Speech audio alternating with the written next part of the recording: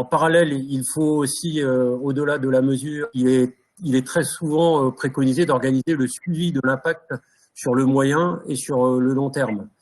Cela ne s'improvise pas et ça nécessite de concevoir une méthodologie qui est établie sur des bases scientifiques particulièrement solides et qui permettent de déterminer la capacité de l'environnement à se rétablir après l'atteinte aiguë qu'il a subie. Donc, le docteur Yvan Calvez, qui est à mes côtés du service recherche du CEDRE, va nous présenter l'architecture sur laquelle il s'appuie pour réaliser un suivi scientifique de l'impact environnemental. Je te laisse la parole, Yvan. Ça va être, comme le disait Nicolas, une présentation sur plus largement un programme, on va dire, d'évaluation d'impact écologique en termes d'organisation. Donc du dit programme suite à un déversement d'hydrocarbures en milieu littoral. Je consacrerai surtout à des exemples français, au cas français en fait. L'idée étant de faire une présentation assez générale. J'irai pas dans des détails scientifiques comme ce que Vianney vient de nous présenter, mais plutôt aborder des considérations de mise en œuvre et de lancement de ce programme et du contenu. Alors, ce que je commencerai par faire, c'est donc 2-3 mots de généralité, donc ils vont aller très vite sur les motivations d'une évaluation d'impact écologique, quelles sont les différentes attentes et comment est-ce que ces différents points ont un impact direct sur l'organisation en fait dont je vais vous parler là, même si je suis plutôt écologue et non pas franchement un logisticien ou un organisateur. Mais l'idée en fait, c'est que ce sera de vous présenter rapidement un petit retour historique, on va dire, sur 2 pollutions majeures qui se sont passées en France, les plus grandes, la Moco-Cadiz en 78, l'Erika en 99, donc deux événements à 20 ans d'intervalle, et de voir un petit peu, de se baser un peu sur ce qui s'est fait, quoi, comment ça s'est passé, comment ça s'est déroulé, quels enseignements on peut en tirer en termes justement, voilà, de lancement de tous ces programmes, comment tout ça s'est mis en route, et finalement quels ont été aussi, sans entrer dans les détails encore une fois, mais grosso modo le résultat de ces programmes d'évaluation d'impact. Est-ce qu'on a finalement apporté une réponse ou pas sur y a-t-il une réalité d'impact? Oui, non, dans quelle mesure, quelle ampleur, etc. Donc d'en mesurer un peu l'efficience, si on veut. Et puis enfin, rapidement aussi, quelques perspectives pour savoir comment est-ce qu'on peut, sur la base de ces enseignements, voir qu'est-ce qui a été bénéfique, moins bon, dans l'un comme dans l'autre cas, s'agissant plutôt de les comparer et de les compléter, je y reviendrai tout à l'heure, plutôt que de les opposer. On verra pourquoi. En concluant sur quelques apports potentiels de projets du CEDRE passés et puis en cours en matière de conseils, enfin de grandes recommandations générales pour la mise en œuvre d'études scientifiques post-pollution, c'est-à-dire en conseil aux autorités, bien sûr, et aux scientifiques en charge de définir ces programmes. Alors, je rappelle rapidement, mais ça a été un peu évoqué ce matin, en cas de déversement majeur, alors que ce soit en France d'ailleurs ou à peu près dans tous les pays du monde, les autorités en charge de la gestion de crise au sens global expriment très rapidement un besoin d'expertise environnementale.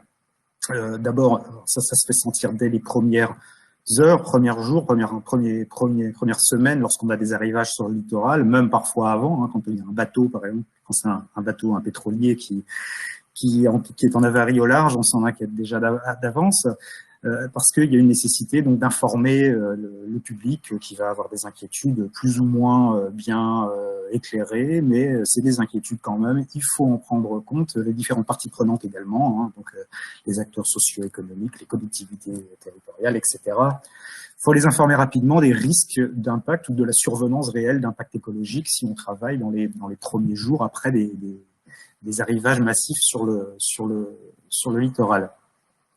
L'expertise environnementale, souvent, elle est sollicitée dans les premiers temps sur un aspect qui n'est pas annexe, mais qui est un peu différent d'évaluer les impacts, c'est d'apporter des éléments d'expertise, d'identification pour prioriser éventuellement les sites qui mériteraient des mesures de prévention d'impact, des sites sensibles, par exemple une réserve, par exemple une baie particulièrement productive où il y a beaucoup de pêche, beaucoup d'installations aquacoles, par exemple, de se dire que, ou des nurseries de poissons plats, par exemple, en estuaire, comme l'évoquait tout à l'heure Vianney, ça peut arriver également.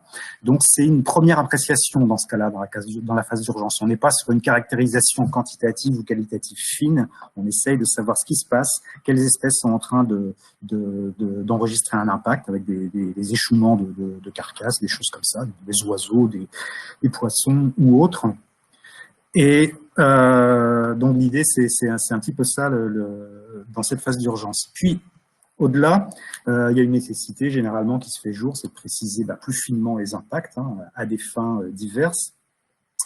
Par préciser, j'entends caractériser plus avant leur ampleur, leur durée attendue de rétablissement, l'étendue spatiale, quelles ressources écologiques, est-ce que c'est des poissons, est-ce que c'est des oiseaux, est-ce que c'est des gastéropodes, etc., qui ont plutôt souffert. C'est là qu'entre en jeu la notion d'étude de programme de suivi scientifique, qui implique donc au-delà d'une première appréciation, qui est indispensable, on l'a dit, mais des activités qui vont être un peu plus structurées, des études, on va dire, plus pensées, plus raffinées, qui vont permettre d'avoir des résultats à plus long terme, plus intéressants intéressants en termes de précision des impacts à terme. Alors, si c'est un besoin reconnu, les attentes sont liées, les attentes des différents acteurs, que j'ai représentés ici avec trois gros blocs qui sont assez génériques. Ma foi, les autorités publiques d'un côté, comprendre les personnes en charge de la gestion de crise, la communauté scientifique, puis également le public au sens large, encore une fois, ça peut être des professionnels, ça peut être des riverains, des mairies, etc., etc. Alors déjà, les autorités publiques, évidemment, je l'ai dit tout à l'heure, une de leurs grosses attentes, eux, c'est d'être en mesure d'être capable de répondre aux préoccupations du public très rapidement, ça c'est évident. Le public en retour attend des réponses assez rapides, ça peut être parfois pressant, d'autant qu'on parle de pollution majeure, CF, Amoco et Erika dont je parlerai tout à l'heure, mais pas que, même sur des pollutions plus mineures, on peut avoir des interrogations légitimes. Du coup, les autorités publiques, elles, comme je l'ai dit, vont avoir très rapidement besoin d'impliquer dans leur dispositif une expertise scientifique auprès d'une communauté scientifique, laquelle est attendue aussi par le public, dans la mesure où le public, généralement, s'attend, plus ou moins à raison, à une disponibilité appropriée, c'est-à-dire qu'ils vont pouvoir se mettre en route tout de suite, là, en termes que la logistique est disponible, les laboratoires, les connaissances, les bentologues, des ornithologues, etc., pour évaluer rapidement ces impacts. La communauté scientifique, quant à elle, elle a ses propres préoccupations, ses propres métiers, et généralement, c'est plus ou moins dans une posture d'attente d'une demande de mobilisation de la part des autorités, et de définition aussi des missions qui sont attendues. Donc on voit là que la question qui se pose, c'est que quand on va lancer un programme, et on verra pourquoi c'est important de le lancer rapidement, quelle est en fait la capacité à répondre à ces diverses attentes de manière réactive et aussi de frapper juste, c'est-à-dire d'aller étudier ce qui mérite de l'être et pas de partir, en dépit du bon sens, si je puis dire. Cibler un petit peu les attentes. Alors, c'est là que je vais comparer dans un premier temps les aspects mis en œuvre de l'évaluation d'impact écologique. Donc EIE, c'est ça pour le reste de l'exposé. Quand vous voyez apparaître EIE, c'est l'évaluation de l'impact écologique. Alors, comme je l'ai dit, l'AMOCO, 16 mars 78, l'AMOCO Cadiz, pardon, l'ERICA, 19 décembre 1999, donc 20 ans d'écart, et on voit que, voilà, d'un point de vue tout simplement factuel, en 78, il y avait une expertise scientifique qui s'était mobilisée immédiatement. Dès que les premières nappes avaient touché ce qui a mis peu de temps, je rappelle que c'était un navire chargé de brut dans des quantités importantes, avec un gros déversement à proximité de la côte, c'est arrivé tout de suite. Et donc cette mobilisation a été spontanée. Alors à ça, il y a quelque chose aussi qui est contextuel, c'est-à-dire qu'il y avait une proximité de laboratoires locaux, notamment le laboratoire d'écologie marine de l'UBO à Brest, l'Université de Bretagne occidentale. Il y avait également des stations du Muséum national à Roscoff. Bon, bref, il y avait une expertise locale qui connaissait les milieux affectés et qui a pu se rendre sur place tout de suite pour initier de premiers constats, premiers prélèvements. À noter aussi une particularité pour pour l'AMOCO, c'est que durant vraiment les 15-20 premiers jours, il y a également eu, de leur propre initiative, des experts à la fois américains, d'agences fédérales comme la NOAA, comme l'Agence de protection de l'environnement américaine, qui sont arrivés en France par curiosité, si je puis dire, mais par intérêt scientifique, pour apprendre cette expérience-là, de même que des chercheurs du Canada, et de même que des chercheurs issus d'un laboratoire qui était à l'époque sous l'égide du ministère de l'Agriculture et des Pêches britannique, qui se sont donc mobilisés aussi assez rapidement. Les autorités nationales françaises, j'entends, quant à elles, ont été aussi très réactives, puisqu'on voit que le 17, c'est-à-dire le lendemain de l'accident, le ministre en charge de l'environnement de l'époque mandatait le CNEXO, donc ancêtre de l'IFREMER, pour définir et coordonner un programme national d'évaluation d'impact. Le tout avec une recommandation de procéder à des contractualisations directes des laboratoires et scientifiques mobilisés, requis.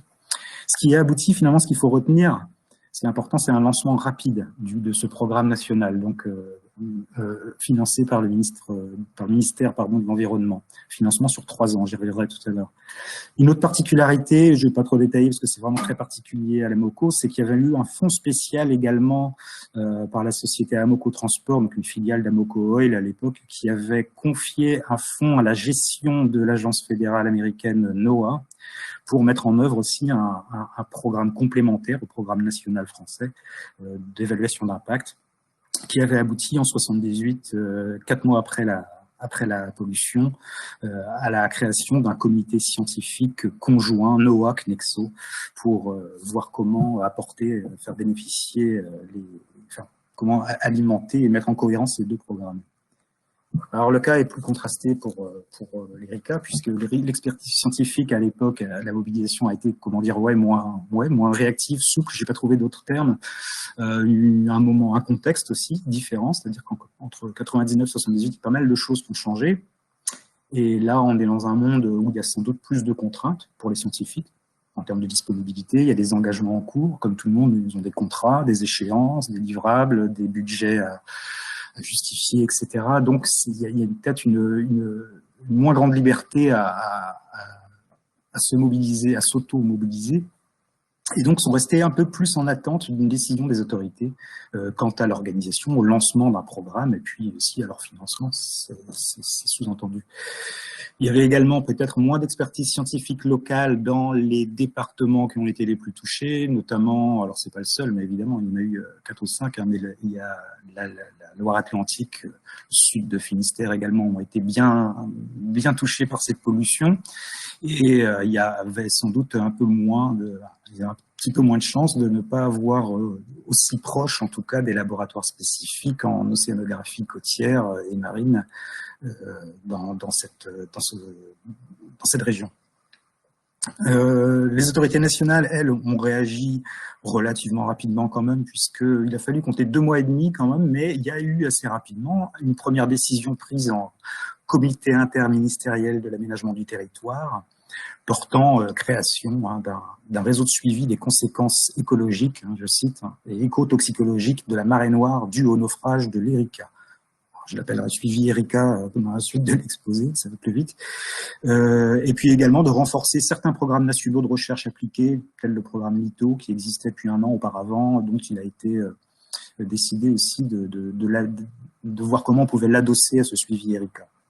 Alors là, la procédure est un petit peu différente, puisqu'au lieu d'une contractualisation directe, il s'est agi de rédiger un cahier des charges, sous coordination du ministère de l'époque, le ministère de l'Aménagement du territoire et de l'environnement, qui était le MATE, M-A-T-E, avec toute la procédure qui va avec, donc d'appel à proposition, sélection des offres, évaluation, éligibilité, tout ça. Donc, ce qui fait que le lancement, par contre, là, du coup, était plus long. On voit que le lancement effectif du programme national s'est réalisé en décembre 2000, c'est-à-dire 1 an après le déversement. Et on verra comment c'est pas, d'un point de vue scientifique, c'est un point un peu gênant.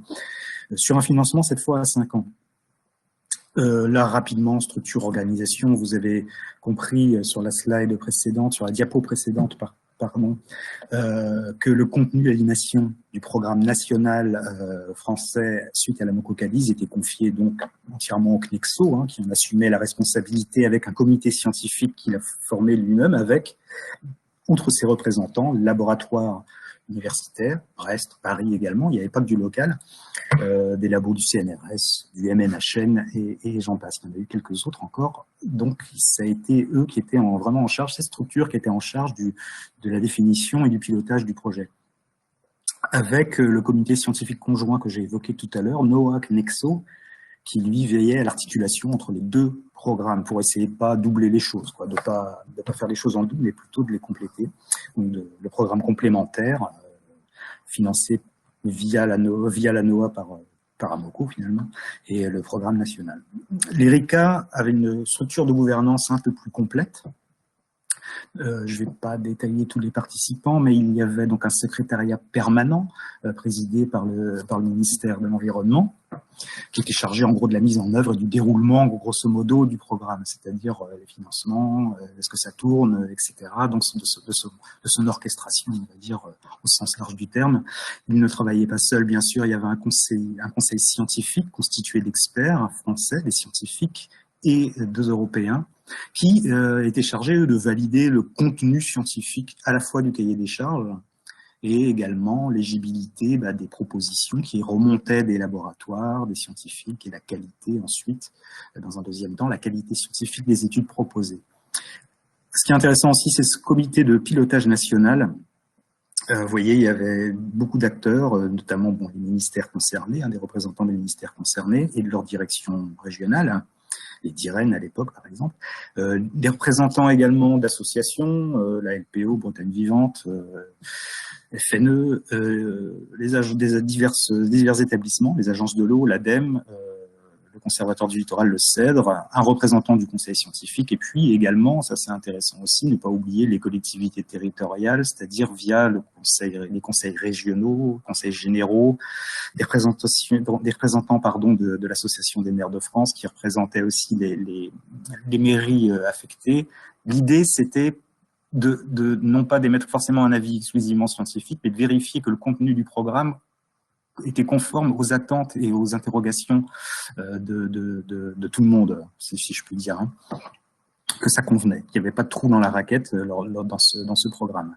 Et puis enfin, un secrétariat scientifique et technique assuré par l'IFREMER et l'INERIS conjointement, qui eux étaient chargés du suivi au fil de l'eau, si je puis dire, de ce programme, chargé également de l'animation, c'est-à-dire de récupérer les rapports intermédiaires, d'organiser des restitutions, colloques et autres, donc la dissémination des résultats. En termes de restitution, précisément, on voit que, ah oui, il y a un petit truc sur le financement, je ne vais pas m'étaler là-dessus, on voit que oui, la MoCo, à l'origine, c'était à peu près un peu plus de 12 millions de francs, alors c'est des francs et pas d'euros. Le ministère de l'Environnement avait débloqué 4 millions et quelques millions de francs, et le montant alloué par la MoCo, c'était 8 millions de francs à peu près, sachant qu'il y en avait un peu plus de 4 qui étaient partis sur des projets français et un peu moins de 4 qui avaient financé des projets pilotés par des instituts américains.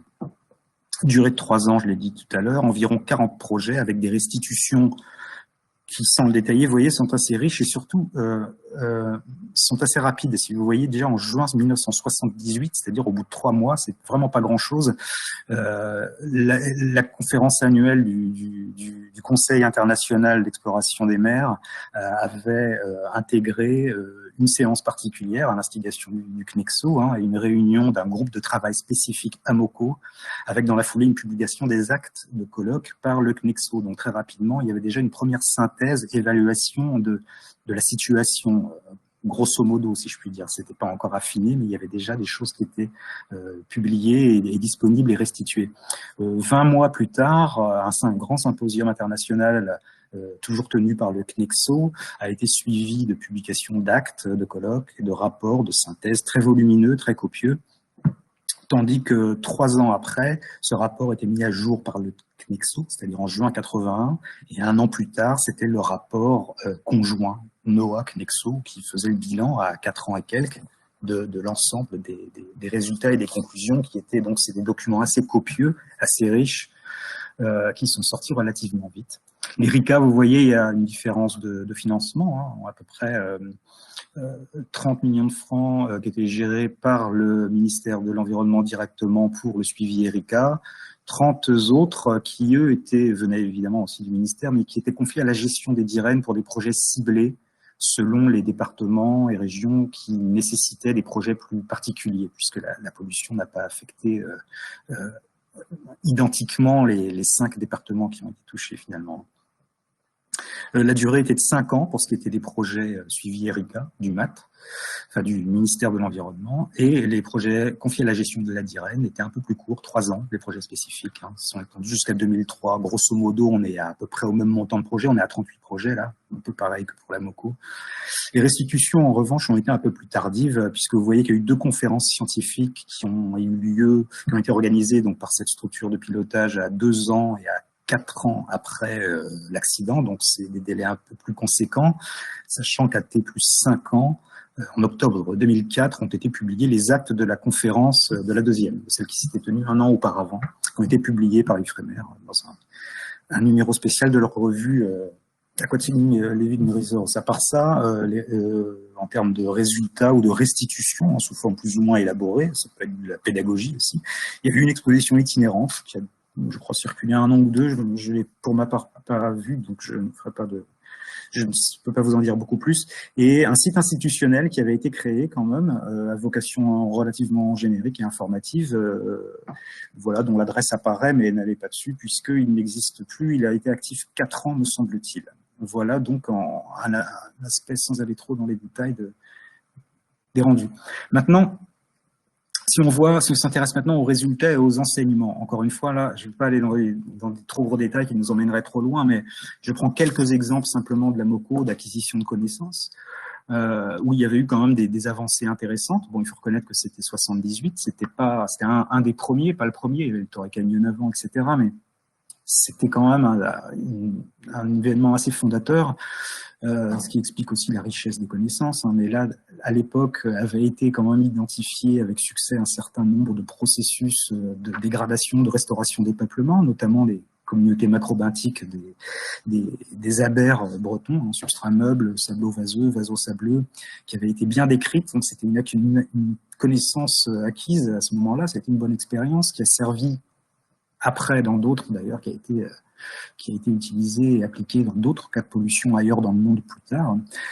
Une description d'une large gamme d'impacts écologiques sur différentes espèces, différentes communautés, populations, voilà, à différents niveaux, voilà, que ce soit des impacts sur des tissus, impacts histologiques ou des impacts au niveau de dynamique de population ou des impacts de structure des peuplements, c'est-à-dire de changements qualitatifs dans les équilibres spécifiques d'espèces benthiques notamment.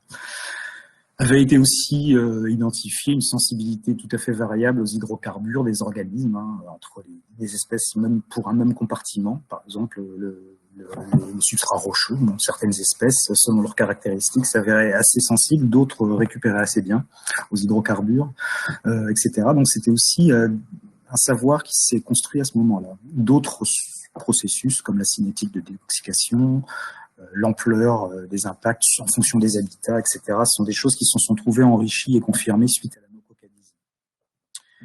Identiquement, je ne vais pas dérouler une liste exhaustive, mais quelques exemples aussi d'applications d'outils qui sont avérés vraiment intéressants et qui ont été repris par la suite, et qui n'ont pas été créés pour la MOCO forcément, mais qui ont reçu une application qui en a confirmé l'intérêt. Par exemple, l'indice de sensibilité de Gundlach-Hayes, qui avait été développé un tout petit peu avant, qui s'est avéré un outil intéressant pour classifier la sensibilité des sites et les réponses biologiques par la suite, enfin d'identifier les sites susceptibles d'engendrer un impact. L'applicabilité aussi des indices biotiques, ça c'est quelque chose qui avait été développé par des Suédois un petit peu avant pour mesurer en fait, si vous voulez, le statut d'intégrité des peuplements benthiques en Baltique suite à des phénomènes d'eutrophisation, c'est-à-dire d'enrichissement en matière organique, et il s'est avéré que ce modèle a été utilisé par des écologues, des benthologues de l'université de Brest avec un certain succès. Ils ont montré que ça fonctionnait aussi sur de l'hydrocarbure. Donc, il y a tout un tas d'outils, indicateurs, comme ça, des descripteurs qui indiquaient assez bien la perturbation apportée par un déversement accidentel d'hydrocarbures, et surtout qui permettait d'en suivre la restauration également. D'autres pistes ont été trouvées à l'époque et développées depuis, hein, un indice méiophonique, les changements des rapports entre copépodes et nématodes, dont je ne détaille pas, et quand même, pour mémoire, des pistes originales qui ont été abandonnées, malheureusement. Je pense qu'elles auraient pu être intéressantes, mais je citerai un indice de survie des invertébrés benthiques qui s'appelle Bigorne. Je vous passerai l'explication de l'acronyme, mais c'était un indice synthétique qui avait été conçu par un scientifique brestois d'ailleurs pour essayer d'avoir une évaluation assez simple, rapide des biomasses perdues en fait, du bouleversement apporté sur la faune des milieux rocheux notamment. Quelques lacunes quand même, tout n'est pas bien. Les scientifiques à l'époque avaient souligné peut-être le manque, le regret qu'il n'y ait pas eu plus de suivi du polluant dans l'environnement littoral. J'entends par là en termes d'analyse chimique, en termes de distribution, des différents éléments de dégradation, comment ça évolue dans le milieu, quels composés, etc. Les impacts sur la santé humaine, même si c'est à côté des impacts écologiques, en tout cas ça ne fait pas partie de ma présentation, mais déjà à l'époque, il faut se rappeler que c'était un brut léger hein, qui est arrivé très très frais, c'est-à-dire donc chargé de bétex et autres éléments toxiques à la côte, mais c'est une information. Et les données antérieures à la pollution sont avérées également assez désirables par les chercheurs qui, à l'époque, se sont dit bah, oui, c'est vrai qu'on n'en disposait pas suffisamment. Ça, c'est quelque chose qui revient à toutes les pollutions de tout temps. Tout à l'heure, Vianney en a parlé également sur le local plus général. C'est ça, on manque souvent. C'est vraiment une chance d'avoir des données, une grosse coïncidence d'avoir des données de référence. L'ERICA, alors l'ERICA, je rappellerai qu'il y a 4 volets. Je citerai que les grands titres, hein, donc vous voyez que c'était quand même assez bien construit, bien pensé. Il y avait 4 volets qui s'intéressait cette fois, d'ailleurs, à l'étendue spatiale et temporelle des contaminants, comment la pollution évoluait, se dégradait, se distribuait dans le milieu au cours du temps. Un autre volet, un grand volet sur la transformation et la biodisponibilité du fuel, comment est-ce qu'il génère des métabolites qui éventuellement peuvent, en cours de dégradation, être plus toxiques que le HAP. Et un gros bloc sur les impacts sur les organismes vivants. Alors on retrouve les milieux et espèces intertidales, infralittorales, supralittorales, notamment la flore ici qui avait été salement affectée par l'ERICA, parce que le polluant avait été projeté dans ce cas-là assez haut sur les estrans. Et puis évidemment les mammifères marins et aussi les oiseaux qui ont malheureusement bien souffert lors de l'ERICA. Un suivi de la restauration et d'évolution du trait de côte avait été également, que je mentionne, qui est plus sur un aspect géomorphologique, qui était destiné à suivre un petit peu comment on récupérait le trait de côte en matière d'érosion, etc., de reconstitution, après la pollution et les opérations de dépollution qui ont eu lieu sur les littoraux affectés. En termes d'enseignement, là aussi, quelques exemples. Alors, le gros apport, je le souligne, c'est un peu caricatural, mais c'est vrai que, voilà, je le dirais simplement, je suis pas comment dire, écotoxicologue ou spécialiste des biomarqueurs en particulier, mais il y a eu une validation à cette époque-là de l'apport des outils biomarqueurs. C'est-à-dire, c'est une tendance, hein, c'est recommandé partout, vous voyez, au SPAR, etc. C'est des choses qui n'étaient pas développées à ce point-là. Lors de la MOCO aussi, donc il y a un côté contextuel, historique, il y avait des développements qui se sont passés. Et ça a été un gros truc de voir cette introduction des outils biomarqueurs comparé à l'ERICA, à la MOCO-CALIS, pardon, c'est frappant, ces outils-là n'étaient pas là, mais je vais y revenir dans un instant. Puis un truc qui est vraiment intéressant, c'est que par rapport aux données de référence, on peut quand même saluer 2 initiatives qu'on pondérera après, mais des 2 initiatives en termes d'acquisition de données dites de référence, puisque devant le constat réitéré de manque de données de référence, 2 projets avaient été initiés, confiés par la DIREM Bretagne, dans le cadre de ce suivi, d'une part au Conservatoire botanique national de Brest pour réaliser un inventaire de la végétation littorale terrestre, en Bretagne Sud et en Pays de Loire. Deuxième chose, ça a été l'initiation aussi de ce qui a donné le réseau REBINT, le projet REBINT, coordonné par Ephrem, qui a donné lieu, après une phase comment dire, de conception, à une véritable initiation sur le site pilote de la Bretagne. Un projet pilote, donc breton, lancé en 2003. Le projet REBINT, je rappelle, pour ceux qui ne le connaîtraient pas, c'est un projet de cartographie et de suivi des entités biosédimentaires, donc des communautés macrobenthiques le long du littoral français en principe, breton pour l'instant.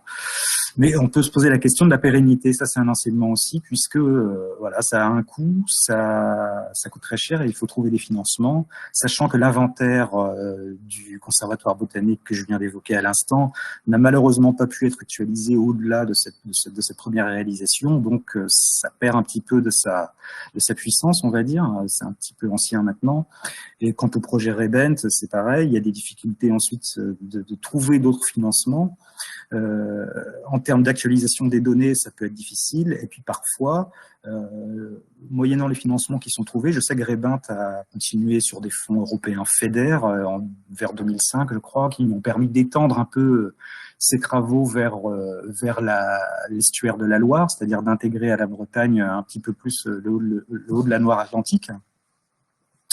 Et puis depuis, il y a des financements toujours du ministère, toujours du Conseil régional, de l'Europe et également des agences de l'eau, je crois. Sauf que, par exemple, ce qu'on peut dire, c'est que parfois on est amené à changer d'objectif, c'est-à-dire que l'objectif évolue. Maintenant, je crois savoir que le REBINT est plutôt répondre aussi à des obligations de répondre aux réglementations communautaires, en l'occurrence la DCE, la DCSMM, etc. Donc l'objectif est plus tout à fait le même. Et on peut se poser la question, j'en sais rien, ça vaudrait le coup d'interroger ça. Est-ce que finalement les indicateurs, les fréquences d'échantillonnage, la couverture est suffisante à satisfaire à l'objectif initial de données de référence en cas de déversement d'hydrocarbures? Donc voilà, c'est des choses intéressantes quand même à signaler après l'ERICA. Quelques remarques qui avaient été émises, pas forcément par moi d'ailleurs, je m'empresse de le dire, mais par l'ensemble des scientifiques. C'est pour une même cible, j'entends par cible, par exemple, je sais pas, des huîtres, un organisme quelconque, des huîtres, on va dire, allez, on va rester là-dessus, que des approches méthodologiques assez différentes avaient été appliquées, alors avec des recherches de réponses biologiques au niveau moléculaire, au niveau cellulaire, de l'immunotoxicologie, de l'indice de condition ici, voilà, etc., avec des résultats qui parfois étaient difficilement comparables au sens de fournir une synthèse d'ensemble, c'est-à-dire de dire, mais finalement, ok, on a des indices qui répondent, mais comment est-ce qu'on interprète ça au final? Ça a pu poser des difficultés, pas pour tout le programme, mais pour certains thèmes. De même pour certaines ressources, pareil, pour ressources, j'entends quel type d'organisme, ou alors des descripteurs. Il était parfois difficile d'interpréter les fluctuations qui se passaient in situ, c'est-à-dire qu'il y avait des réponses biologiques, notamment à des toutes petites échelles qui étaient observées, mais il y avait des fluctuations telles dans le temps et des fluctuations sous l'influence d'éventuels facteurs autres que les hydrocarbures qu'il était parfois assez difficile de distinguer, en fait, de déconvoluer les effets de l'huile, des effets éventuellement du climat ou d'autres perturbateurs. On a parlé des pollutions chroniques tout à l'heure en Seine, par exemple. Ça peut être le cas également sur le littoral. Avec des recommandations, d'ailleurs, à cet égard, qui étaient issues de ce genre de constat. Pourquoi pas renforcer les liens avec le monde de la recherche, au sens large, ou les réseaux d'observation et de surveillance qui ont été évoqués tout à l'heure, de manière à préparer un peu mieux les choses et à identifier des techniques, des descripteurs qui soient pertinents à la fois pour un environnement, pour la surveillance de l'environnement, pour le monitoring de la qualité des milieux au sens large, et puis des indicateurs qui pourraient également répondre à une pollution par hydrocarbures et être exploitables dans le contexte qui nous occupe aujourd'hui. Alors, rapidement, j'essaye, pas trop pour les traducteurs. Les contextes de mise en œuvre, on constate qu'ils étaient vraiment extrêmement différents. Là, je parle bien de mise en œuvre. Il est difficile de les opposer, encore une fois, parce que voilà, on est dans des mondes différents, mais ça reste intéressant puisqu'on voit que les structures de gestion ont eu leur mérite. Pour la MOCO, c'était très rapide, mais il faut reconnaître que c'était une certaine improvisation quand même. Donc, on va dire qu'il y a eu un contexte bénéfique qui a favorisé ce genre de choses. Aujourd'hui, ça semble difficilement concevable de la planification à tout son sens puisque, comme on l'a vu pour l'ERICA, il y a eu une structure plus étoffée, plus étendue, mais qui a eu ses mérites également, sachant que, dans l'idéal, les missions qui sont attendues de ce genre de structure, c'est d'être réactive, bien sûr, tout en trouvant alors un équilibre entre la complexité, je suppose, et la praticabilité, excusez-moi, la flexibilité de la structure. On voit aussi que dans les processus, comme je vous l'ai dit, il y a une influence déterminante sur le temps de mise en œuvre, sur le délai de lancement du programme. C'est sûr que là, la MOCO, c'était très rapide. Pour l'ERICA, ce fut plus long. Alors, est-ce qu'il ne faudrait pas trouver un entre-deux? Je ne sais pas. Mais probablement, ce serait l'idéal. Quant à l'intégration de l'expertise scientifique, à chaque fois, les acteurs interrogés là-dessus ont dit qu'effectivement, elle devait être précoce et adaptée, dimensionnée, je devrais dire même dimensionnable au contexte. J'y reviendrai tout à l'heure, il n'y a pas deux cas de pollution identiques, et de la même manière qu'on ne va pas nettoyer le littoral avec les mêmes techniques que la fois précédente, il est difficile d'imaginer qu'on va évaluer les impacts avec les mêmes approches et les mêmes méthodes que précédemment. Donc, il faut dimensionner les choses au cas par cas et les adapter sur mesure. Ce qui est intéressant aussi, on l'a vu pour l'ERICA, c'est que l'intérêt d'une structure un peu comme ça, avec plusieurs comités, c'est que ça apporte l'intérêt de préciser les missions, les rôles attendus des uns et des autres. Il y a des scientifiques qui vont être qui vont faire du soutien simplement en avis, consultation, d'autres qui vont réaliser à proprement dire les études. L'expertise scientifique, c'est aussi assurer la coordination et le suivi du programme, jusque dans les restitutions, la compilation des résultats, leur édition, c'est des choses importantes. Donc, c'est des choses qui sont vraiment importantes sur la durée d'avoir ce genre de structure pour ça, pour piloter la chose jusqu'au bout. Et puis aussi d'assurer une cohérence, j'en ai parlé tout à l'heure, entre le contenu et les attendus. Je prends pour exemple le comité de pilotage, qui est une idée assez intéressante puisque ça répond à des préoccupations scientifiques, sociétales, que je n'énumère pas, et également à des considérations de politique publique, de protection des milieux, etc. Donc c'est bien, tout le monde y trouve son compte, dans l'idéal. Le gros écueil ou la difficulté qui est reconnue, c'est la mobilisation de la communauté scientifique qui généralement, au CEDRE, pour les avoir consultés et fait des tables rondes avec eux assez souvent, des gens qui ont été impliqués sur la MOCO-CADIS comme sur l'ERICA, on se rend compte qu'ils sont en général disposés, ils sont plutôt partants, toujours. Mais la disponibilité, ce n'est pas... Voilà, il y a un problème de disponibilité sans doute, peut-être des difficultés à faire bouger les choses rapidement. Ça, c'est, je pense, quelque chose qui mérite d'être souligné.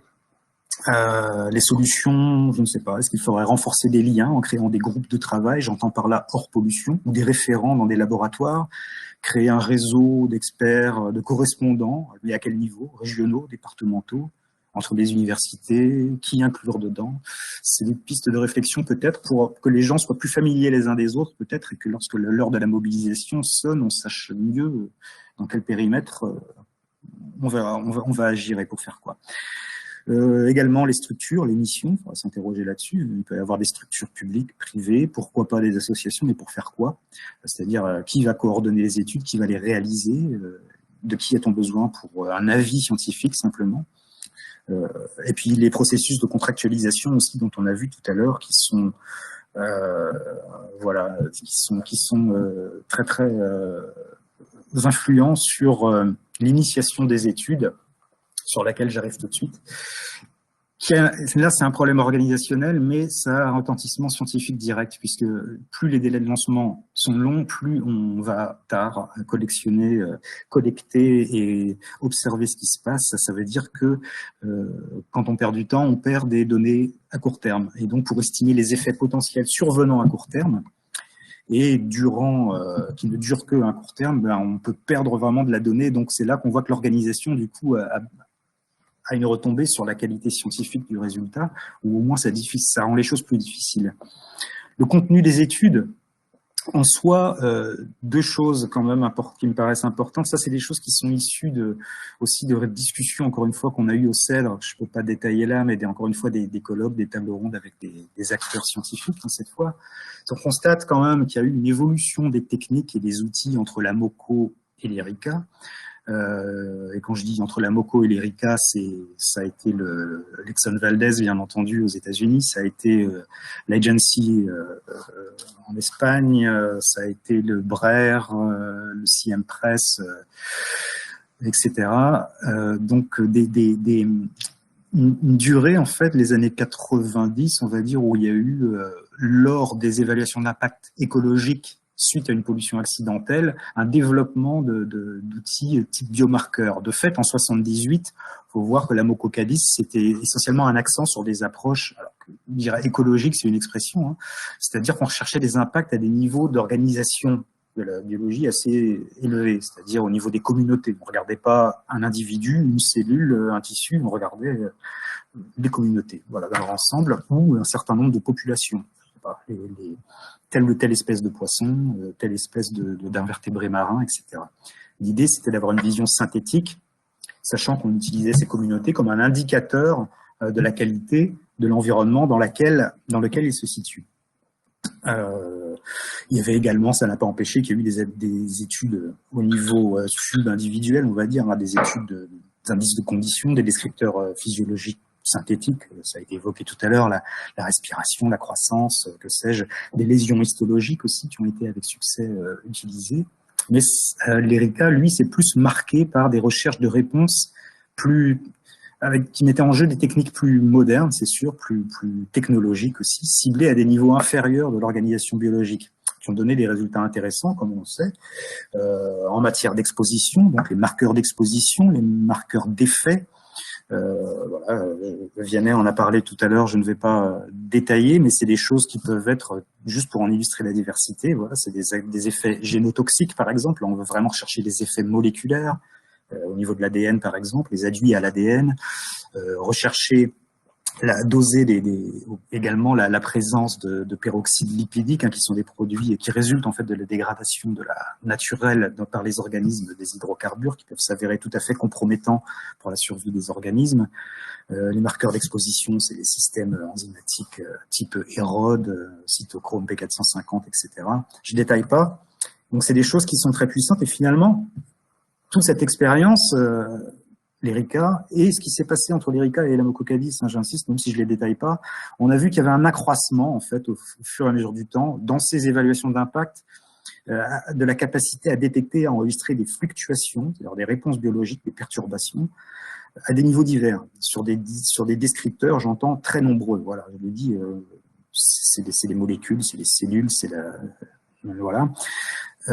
Et à une résolution très élevée, c'est-à-dire petites échelles de temps, petites échelles d'espace. Le problème, si on va trop loin là-dedans, si on n'utilise que ça, de la même manière que si on n'utilise que des approches écologiques, on n'aura pas cette vision fine, mais si on n'utilise que des approches fines, on perd parfois des capacités à interpréter, à assigner à la pollution les fluctuations qu'on observe.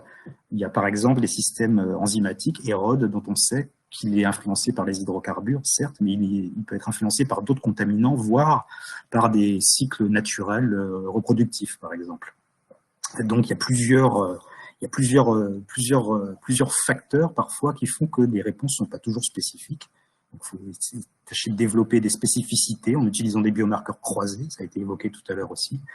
Et du coup, la signification écologique également, si on se borne à des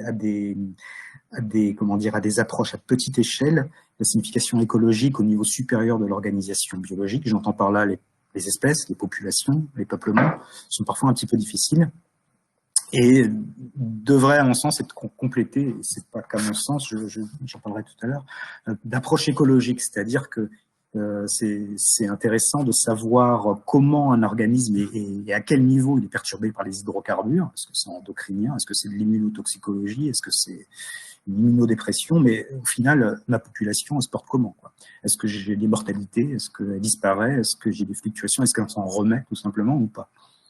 C'est des choses qui sont intéressantes.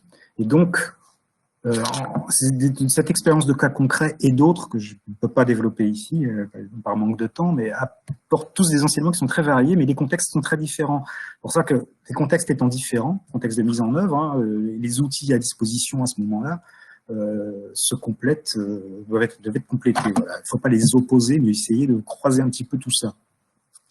C'est des choses qu'on a essayé de faire au CEDRE avec des colloques, d'ailleurs des tables rondes en 2005-2007, je vais évoquer ça très très vite, pour essayer d'identifier auprès de scientifiques qu'est-ce qu'on pouvait faire pour optimiser l'évaluation.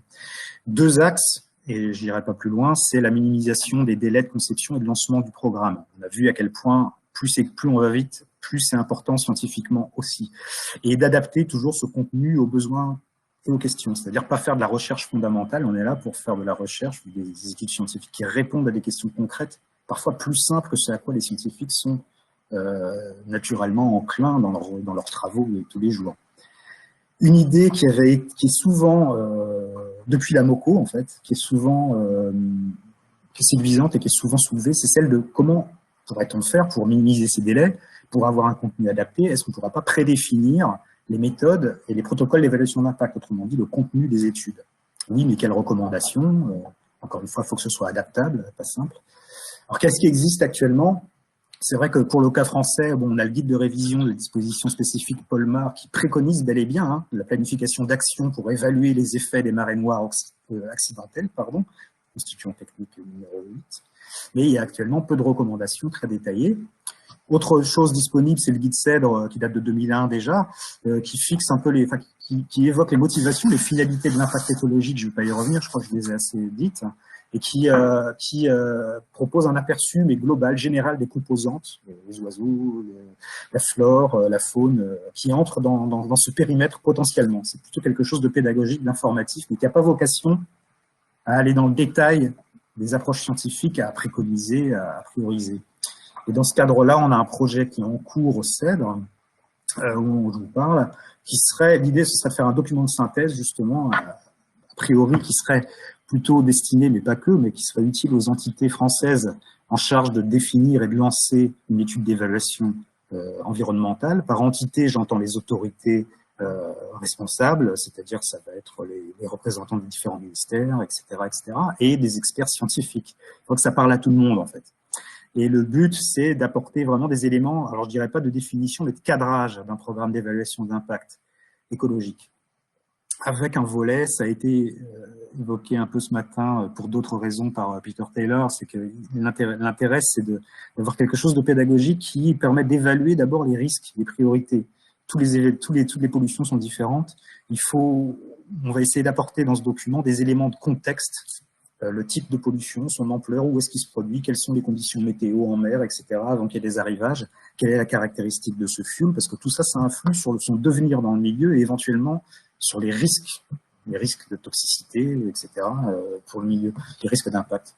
Donc, c'est des choses importantes à apporter, en fait, lorsqu'on va se mettre en devoir de réfléchir à un contenu scientifique, et également des informations sur les organismes et des habitats qui n'ont pas tous la même vulnérabilité par rapport à des arrivages par hydrocarbures. Et je vais m'arrêter là. Et voilà, avec des orientations, oui, je finis ça, des orientations et un contenu, des approches scientifiques qui viendra qui sera la deuxième partie de ce document, qui recommande des approches, des cibles, des organismes prioritaires, sans proposer de standardisation, évidemment. Voilà, là on s'appuie, et je m'arrête, c'est ma dernière diapo, par le fait qu'en fait l'idée c'est d'analyser des programmes d'évaluation d'impact suite à divers cas concrets, c'est-à-dire qu'on ne se base pas sur rien, c'est une analyse, une somme bibliographique en fait, des programmes qui ont été mis en œuvre depuis l'Exxon, me semble-t-il. On regarde un petit peu ce qu'ils ont fait, qu'est-ce qui a marché, qu'est-ce qui n'a pas marché, qu'est-ce qu'on pourrait préconiser, etc., etc. On va s'appuyer aussi sur les différents retours de scientifiques qu'on a eus au cours de différents projets passés, de relier tout ça, on va dire, et d'en extraire une synthèse qui pourrait valoriser ces enseignements sous une forme plus synthétique. Voilà.